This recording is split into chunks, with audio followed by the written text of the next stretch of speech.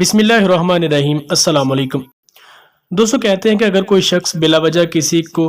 گالی دے یا کسی پر الزام لگائے تو ایک نہ ایک دن اللہ تعالیٰ اس کے سامنے اس کے بول ضرور لے کر آتا ہے۔ لیکن اگر کوئی شخص کسی کی ماں کو بلا وجہ گالی دے، اسے فاحشہ عورت کا نام دے،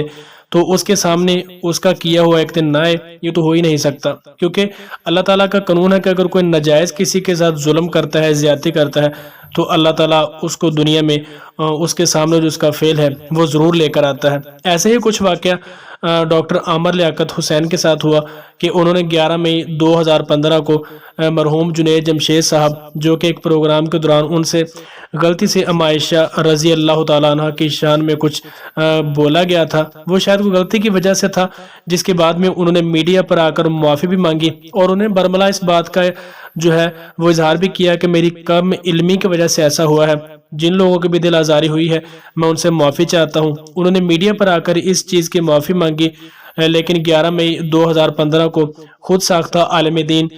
کہلانے والے ڈاکٹر عامر لیاقت، جو کہ اس وقت عالم آن لائن پروگرام کرتے تھے، انہوں نے اس بات کو بہت ہی بڑا چڑھا کر پیش کیا اور یہ بھی بھول گیا کہ ایک انسان ہونے کے ناطے کسی سے بھی غلطی ہو سکتی ہے۔ اس کے باوجود کہ جنید جمشید صاحب نے میڈیا پر آ کر اس چیز کی معافی بھی مانگی، لیکن عامر لیاقت نے اس مسئلے کو اچھالا اور اپنے پروگرام میں لائیو یہ کہا کہ جو شخص اما عائشہ کا نہ ہوا وہ فاحشہ عورت سے ہوا، یعنی انہوں نے جنید جمشید کی والدہ مرحومہ کو فاحشہ عورت کا نام دیا، جو کہ ان کے ساتھ بہت ہی بڑی زیادتی تھی۔ کسی بھی نیک پاک خاتون کو اور کسی کی ماں کو جو اس وقت دنیا میں بھی موجود نہ تھی، اس کو فاحشہ کا نام دیا، صرف اپنی ریٹنگ بڑھانے کے لیے اور اپنا نام بڑھانے کے لیے، کیونکہ آپ لوگ جانتے ہیں کہ ڈاکٹر عامر لیاقت کس طرح کا نام نہاد اپنے عالم کو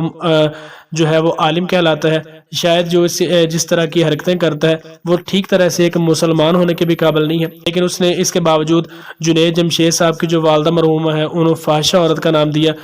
جس پر جنید جمشید صاحب نے ایک ٹویٹ بھی کیا کہ میرے اور میرے خاندان کے لیے یہ بہت ہی دکھ کی گھڑی تھی کہ ہماری ماں کو فاحشہ عورت کا نام دیا۔ لیکن پھر دنیا نے دیکھا کہ ٹھیک اسی دن 11 مئی کے ہی دن 2022 کو عامر لیاقت کی جو تیسری بیوی ہے دانیہ،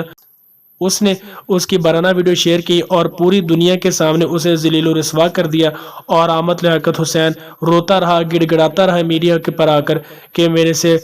جو ہے وہ غلطی ہوئی ہے، زیادتی ہوئی ہے، لیکن اللہ تعالیٰ نے اس کو اس کا کیا ہوا جو اس کے سامنے لا کر رکھ دیا۔ اور یہ ایک مرتبہ پھر دنیا میں ثابت ہو گیا کہ اگر کوئی شخص کسی کو بلا وجہ کسی پر الزام لگاتا ہے تو اس کو ایک نہ ایک دن منہ کی ضرور کھانی پڑتی ہے۔ اللہ تعالیٰ سے دعا کہ اللہ کسی کو بھی اس طرح کی غلط حرکات اور برے وقت سے محفوظ رکھے، آمین۔